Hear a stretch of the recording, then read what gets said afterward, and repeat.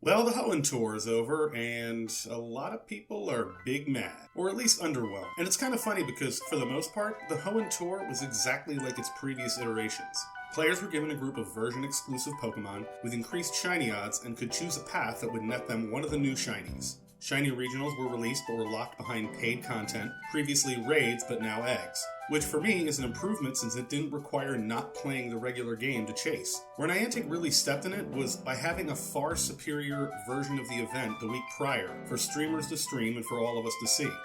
Just as a sidebar, if you played the Hoenn Tour and didn't get either the rainy or sunny Castforms, you really shouldn't sweat it, and here's why.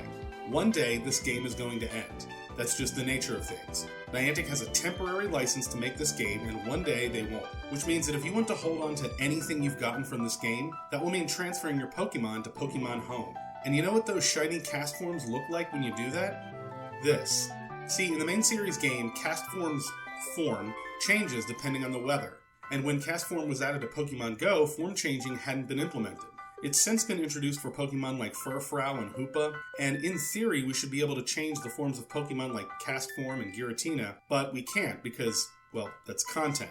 So the Castform for the Hoenn Tour are literally Niantic farming content from something that we should already be able to do with all the normal Castforms we have. I don't know, I tend to think of things long term, so even though I didn't get any of the shiny Castform, I'm not really sweating it because I know that one day they're all going to turn purple. But that was the Hoenn Tour. It was not terrible. Even though I didn't get much from it, I had a good amount of fun because it is fun playing this game when special events are going on. Even if it isn't as eventful as we'd like it to be, or as it is for the whales and influencers. If you didn't have as much fun or didn't like it, that's cool. But the bad news and the point of this video is this. If you thought the Hoenn Tour was bad, the Sinnoh Tour is going to be much, much worse. Right from the jump, the Sinnoh region contains 106 Pokemon, which is a 21% decrease from Hoenn's 135. And from that starting point, things look really grim. Starting with the starters, Turtwig, Chimchar, and Piplup had their community days in late 2019 and 2020, along with recap community days in December of those years. Starters are also frequently featured in events, so we've had plenty of opportunities to get them and their shinies. Starly had a community day in July of last year and was also in last December's recap. Bidoof had some sort of mass spawn event with its shiny release. It's also an insanely common spawn most of the year. Kricketot's shiny was released in October 2020 with slightly boosted odds. Niantic stopped doing those for some reason. It's also a fairly common spawn. Shinx had a community day in November 2021. Its shiny was also released when it was back in 2018, which you could obtain from 10k eggs and 1-star raids, which they're frequently in. Cranidos and Shieldon had a research day in June of last year with boosted shiny odds. Burmy and its duo evolutions Wormadam and Mothim have been featured in numerous events. Also, Wormadam is one of the worst shinies in the entire series. Combee's shiny was released for Pokemon Go Fest 2022, though unless you were extremely lucky to get a female one, you couldn't evolve it into Vespiquen, so that's something to chase. Weasel's shiny was released in January 2021 and has been featured in many events including Go Fest. Cherubi's shiny was released in April 2022, but it's complicated because it's sometimes an egg-exclusive Pokemon, except when it isn't. So Niantic seems to have forgotten it exists at all. Drifloon's shiny was released all the way back in Halloween 2018. It was also shiny boosted in October of last year. Venere's shiny was released for April 2019 and has been featured in many events due to it being permanent for both Easter and Valentine's Day.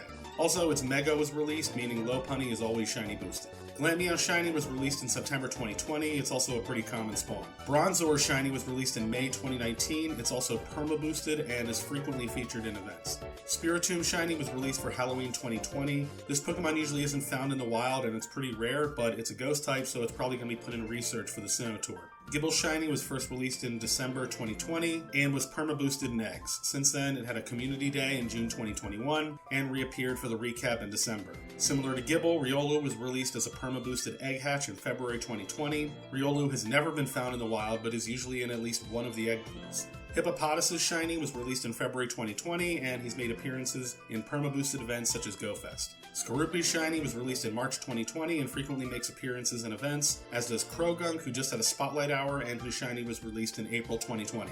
Finian, a Pokemon that has never been common, had its shiny debuted at the Safari Zone late last year.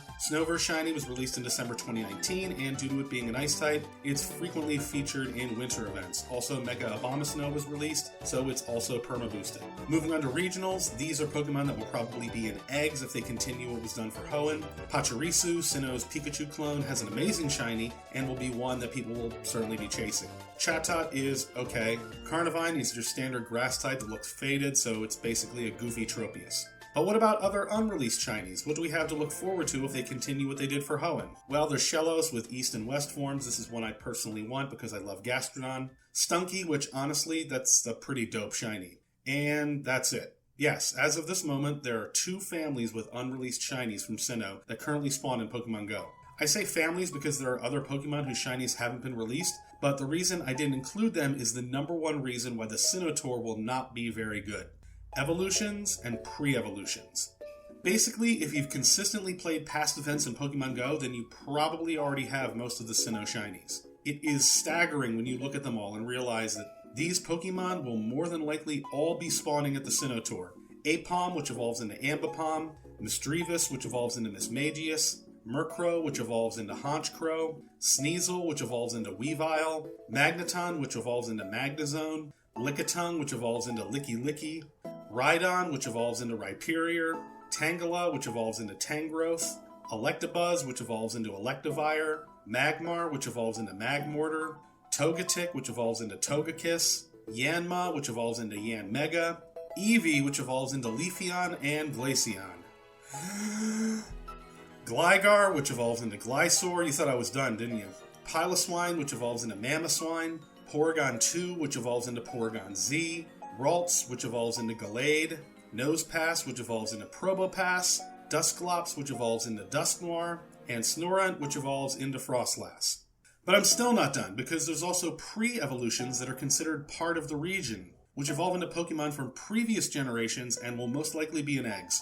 Chingling, which evolves into Chimecho, and would be a new shiny. Same for Mantike, which evolves into Mantine. Bonsly, which evolves into Sudowoodo. Mime Jr., which evolves into Mr. Mime. Happiny, which evolves into Chansey and then Blissey. And Munchlax, which evolves into Snorlax. And that is the Sinnoh region, where roughly 1/4 of all Pokemon are evolutions of or evolve into Pokemon from Gens 1 through 3, and will more than likely be the overwhelming majority of what we see spawning in the wild. But it's not all doom and gloom. There's Rotom, or Rotom, which I'm guessing will be like Kecleon and see some sort of shiny release. There's also Uxie, Mispree, and Azelf, which will probably be the roaming legendaries. And I guess a Sinnoh Tour will force Niantic to finally release the unreleased Mythicals, Manaphy, Fion, and Arceus, including Shaman. That will be 4 mythical Pokemon needing a shiny release. But as far as what to do during the event, if we have 16 hours over 2 days, things on the horizon are looking grim.